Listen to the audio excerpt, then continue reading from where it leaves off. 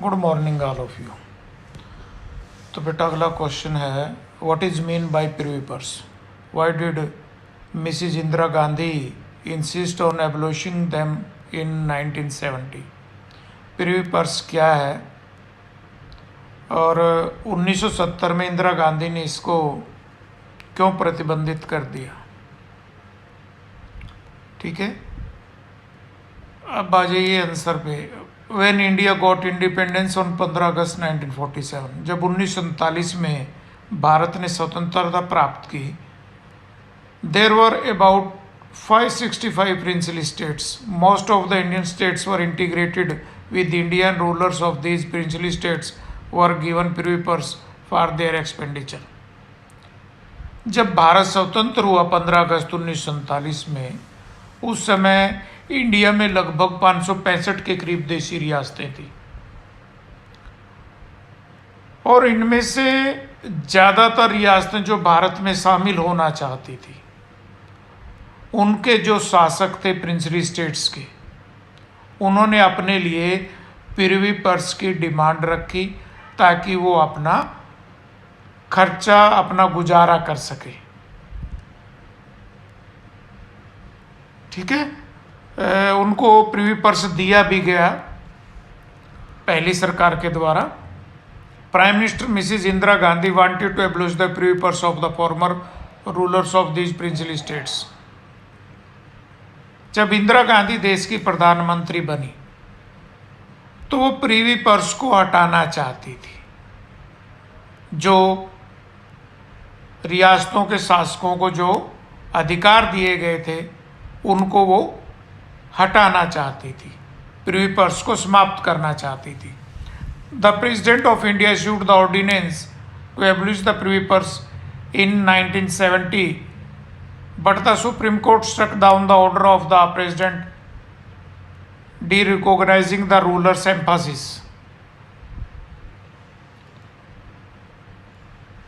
1970 में राष्ट्रपति ने एक अध्यादेश पारित किया जिसके द्वारा प्रिवी पर्स को समाप्त कर दिया गया,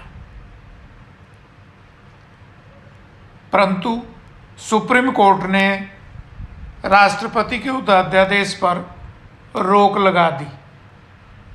जब अनेक राजा महाराजा जो है वो सुप्रीम कोर्ट पहुंचे, chief justice Hidayatullah observe that the president of India could not act like a grand Mughal in doing away the institution of pluralist emphasis.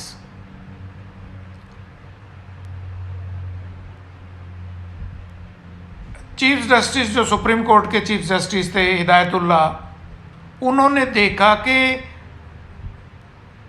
राष्ट्रपति एक मुगल शासक की तरह व्यवहार नहीं कर सकते।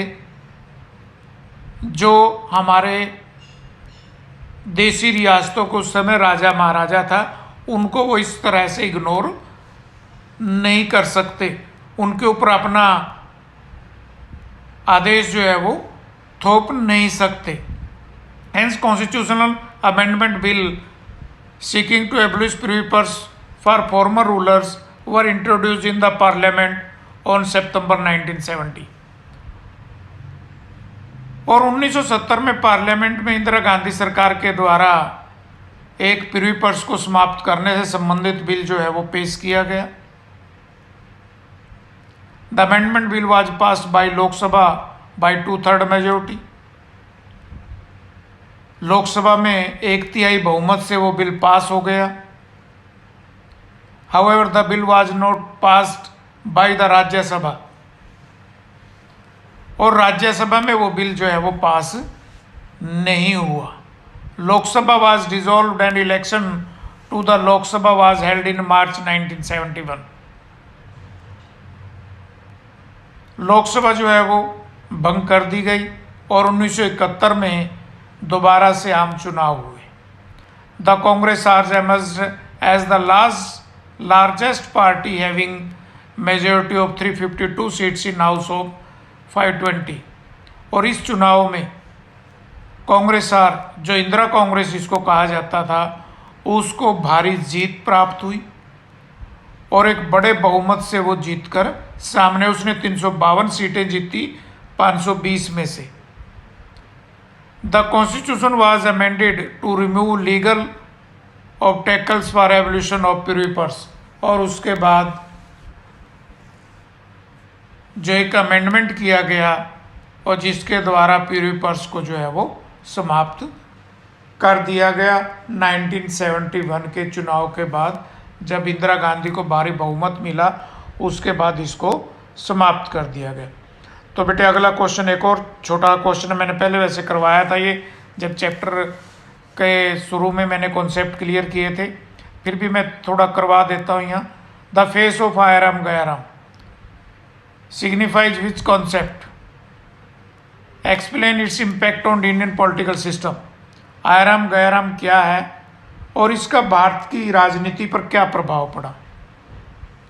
The Aaya Ram Gaya Ram signifies the concept of defection, ये दल बदल की एक संज्ञा है। मतलब कोई भी एमएलए या एमपी चुनकर किसी पार्टी से आता और चुनने के बाद उस पार्टी को छोड़कर किसी दूसरी पार्टी में चला जाता है, तो इसको दल बदल कहा जाता है, एक दल को छोड़कर दूसरे दल में जाना। इसी को संज्ञा दी गई Aaya Ram Gaya Ram. Defection has greatly affected the Indian political system, और इस दल बदल ने भारतीय राजनीति को बहुत बुरी तरह से प्रभावित किया।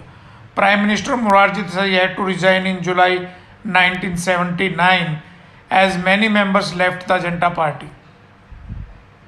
प्रधानमंत्री मोरारजी देसाई को 1979 में रिजाइन करना पड़ा क्योंकि जनता पार्टी के बहुत सारे सदस्य जो है जनता पार्टी को छोड़कर चले गए थे। In January 1980 Haryana chief minister Bhajan Lal joined Congress I by leaving the Janata Party along with 35 members. Haryana के मुख्यमंत्री चौधरी भजन लाल 1980 में 35 मेंबर्स को लेकर जो है जनता पार्टी को छोड़ दिया और उन्हें कांग्रेस आई को ज्वाइन कर लिया। The Himachal Pradesh chief minister Shanta Kumar had to resign in February 1980 because of heavy defection.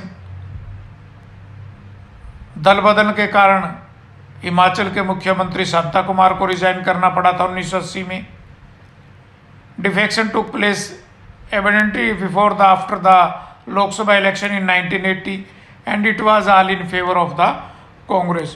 1980 के लोकसभा चुनाव के बाद लोकसभा में भी बहुत दल बदल हुआ और वो सारा किसके फेवर में हुआ, कांग्रेस के फेवर में। ज़्यादा छोटी पार्टियों को छोड़कर अनेक लोग जो है वो कांग्रेस आई में शामिल हुए। तो दल बदल की इस प्रक्रिया को क्या कहा जाता है, आयाराम गयाराम। तो बेटा आज इतना ही बस, थैंक यू।